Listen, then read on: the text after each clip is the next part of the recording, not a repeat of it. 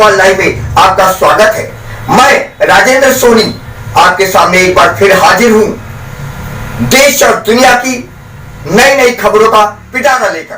क्षेत्र में अपने कर्तव्यों से अलग ही चमक बिखेरने वाले समाज सेवी तथा भारतीय जनता पार्टी के मंडल महामंत्री का दायित्व बाखूबी संभाल रहे कर्मठ सिपाही लक्ष्मण सिंह डबोला से हमारी मुलाकात बिहारीपुर विस्तार स्थित उन्हीं के आवास पर हुई। एक प्रश्न के जवाब में लक्ष्मण सिंह डबोला ने कहा, जो देश की सुरक्षा और अस्मिता को तार तार कर सकता है वो किसान ही नहीं। देखिए ये रिपोर्ट। डबोला जी, अभी गणतंत्र दिवस बीता है, अपने क्षेत्र की जनता को, इस सभ्य समाज को क्या संदेश देना चाहेंगे? जी सर्वप्रथम मैं आपके चैनल के माध्यम से समस्त देशवासियों को गणतंत्र दिवस की हार्दिक शुभकामनाएं। और ये गणतंत्र दिवस जो 2020 में हम लोगों को कुछ झटके मिले, मैं उम्मीद करता हूँ 2021 का गणतंत्र दिवस देश की ऊंचाइयों के साथ चलेगा। ऊंचाइयों के साथ तो चलेगा। अब एक सवाल उभर कर आता है कि गणतंत्र दिवस के ऐन दिन जो किसानों द्वारा बवाल पैदा किया, उसको आप कहां तक सही मानते हैं या क्या कहना चाहेंगे इस मामले को लेके? जी, जो हम सबसे छुपा नहीं है, गणतंत्र दिवस के दिन जो अराजकता फैलाई गई है, मैं तो जहाँ तक मैं समझता हूँ ये बहुत दुर्भाग्यपूर्ण है। हमारे भारत के अंदर जो गणतंत्र दिवस का एक राष्ट्र पर्व मनाया जा रहा था, उस राष्ट्र पर्व के दिन कुछ अराजकता कर्ताओं ने जो देश का माहौल खराब करने की, देश की छवि बिगाड़ने का प्रयास किया, उसकी हम भर्त्सना करते हैं। और हमें शर्म आती है ऐसे लोगों पे जिन लोगों ने इन लोगों का साथ दिया। किसान, हम भी किसान के बेटे हैं, आज से पीछे हम चले जाए, हमारे पिताजी जब गांव में रहा करते थे, सभी लोग किसानी करते थे। कोई ऐसा व्यक्ति नहीं होगा हमारे आसपास में जो किसान का पुत्र नहीं होगा। हम सभी किसान परिवार फैमिली से हैं। हमने भले ही हल ना चलाया हो, मगर हमारे माता पिताओं ने उस हल चला करके हमें वो अनाज खिलाया है। हमारे रगों में वही खून है जो एक आम किसान के पुत्रों में होगा। मगर मैं समझता हूँ कि हम किसान हैं, हम किसान के पुत्र कह करके, किसानों का नाम लेकर के हम एक आंदोलन खड़ा कर रहे हैं और जिसमें देश का सम्मान झुकाने का प्रयास कर रहे हैं। मैं कहता हूँ ये बहुत शर्मनाक व्यवस्था रही। जिस तरीके से मैं सोशल मीडिया के माध्यम से देख रहा था कि लाल किले पे हमारे सुरक्षा बलों को, हमारे दिल्ली पुलिस के जवानों को इतने बुरी तरीके से पीटा जा रहा था और वो अपनी ड्यूटी को निभाते हुए उनको संभाल रहे हैं। अपनी अपने स्वयं को क्षति पहुंचा करके उनको देखा जा रहा है, नालों में कूद रहे हैं, है ना। क्या रहा है, किस तरीके का ये आंदोलन है, बहुत शर्म की बात है। मैं नहीं समझता ये हमारे किसान हैं, ये तो एक पाप के भोगी लोग हैं। और क्या आपको नहीं लगता कि इससे अंतर्राष्ट्रीय स्तर पर हिंदुस्तान की छवि धूमिल हुई है? जी बिल्कुल सही कह रहे हैं, बिल्कुल सही प्रश्न है आपका। ये छवि खराब करने का ही व्यवस्था की है जो आदरणीय नरेंद्र मोदी जी की एक सफल सरकार पूरे देश में जो चल रही है, उसको खराब करने का प्रयास किया जा रहा है। क्योंकि मैं जहाँ तक समझता हूँ कि विपक्ष के पास अब कोई मुद्दे रह नहीं गए हैं, वो विकास की कोई बात कर नहीं सकते हैं। जिस बिल को अरविंद केजरीवाल जी, हमने देखा है कि 3 महीने पहले कह रहे थे बहुत अच्छा है, सब कुछ ठीक कर रहे थे किसान के लिए, 2 महीने बाद वो पत्नी क्या उस बिल में ऐसा आ गया, वो अपनी विधानसभा के पटल में उस बिल को फाड़ देते हैं। बड़ा शर्मनाक विषय है। आप समाज सेवा के क्षेत्र में काफी मुखर रहे जी, और क्षेत्र में आपका नाम किसी परिचय का मोहताज नहीं है। इस बारे में आप क्या कहना चाहेंगे?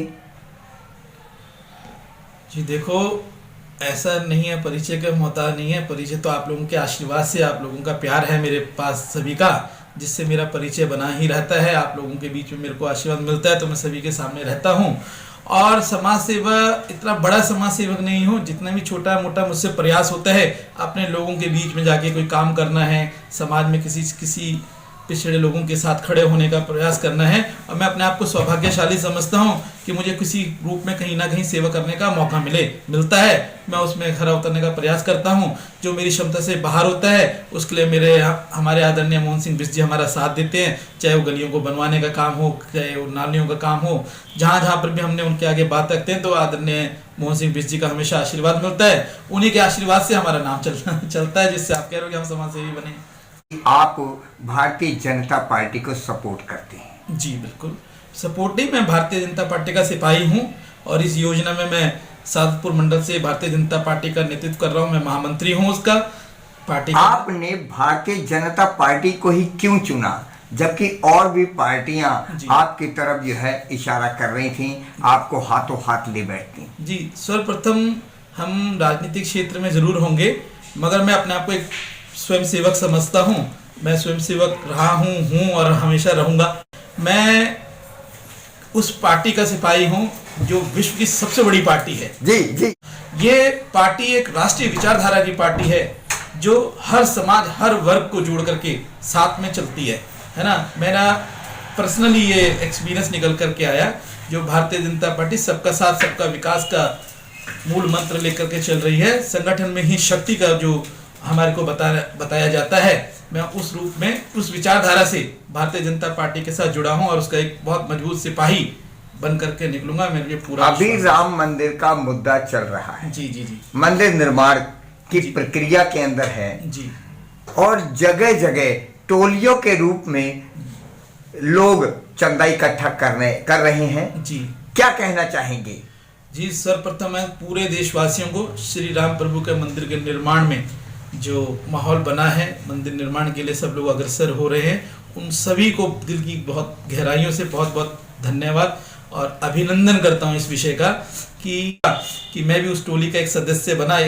क्योंकि जब राम जी ने रामेश्वर में जब पुल बांधा था तो एक गिलहरी का भी उसमें योगदान रहा था। तो हम उसी गिलहरी के रूप में अपने आप को समझते हैं। इस जीवन में हमें कोई मौका मिला है प्रभु राम के मंदिर को निर्माण के लिए, कोई कार्य करने के लिए, तो हम टोलियों में हैं, हम लोग काम कर रहे हैं। और मैं इस समिति को भी देख रहा हूं, तो इसका जो धन संग्रह का कार्यक्रम राष्ट्रीय स्वयंसेवक संघ देख रहा है और हम बराबर सभी लोग मिलजुल करके भारतीय जनता पार्टी के सभी कार्यकर्ता हो गए, राष्ट्रीय स्वयंसेवक संघ के सभी विश्व हिंदू परिषद के सभी कार्यकर्ता, जितने भी हमारे इस जिले में लोग हैं, सभी लोग अपने स्तर पर प्रयास कर रहे हैं। और 1 फरवरी से हम लोग हर घर हर द्वार पर जा करके श्री राम प्रभु के लिए योगदान लेने सहयोग लेंगे।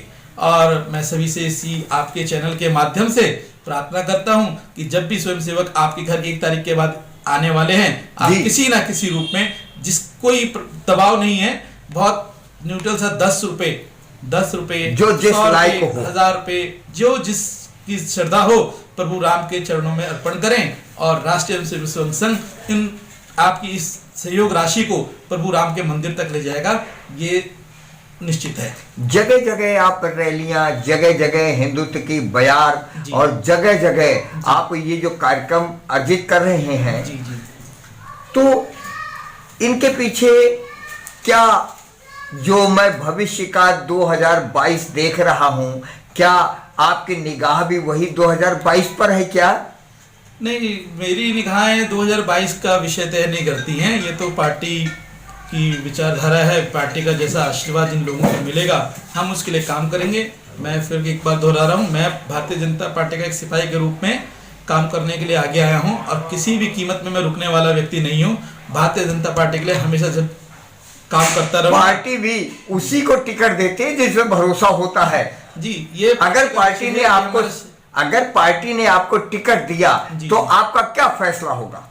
नहीं, ये तो जी आज 2021 चल रहा है और बहुत चीजें भविष्य में तय होनी बाकी हैं। कौन कर्मठ कार्यकर्ता होगा, हम नहीं सोच सकते टिकट किसको मिलेगी। टिकट तो रात को बंदे टिकट लेके सोते हैं और सवेरे किसी और की टिकट होती है, उसमें नहीं। पार्टी जिसको भी टिकट देगी हम उसके साथ होंगे। और मैं जहां तक समझता हूं भारतीय जनता पार्टी का हर एक उम्मीदवार भारतीय जनता पार्टी का उम्मीदवार होगा, चाहे वो मैं हूं चाहे वो कोई और हो। हमने तो भारतीय जनता पार्टी के लिए वोट मांगना है। सोनी साहब, आप भी टिकट लेके आओगे तो हम आपके लिए झंडा उठा के चल देंगे।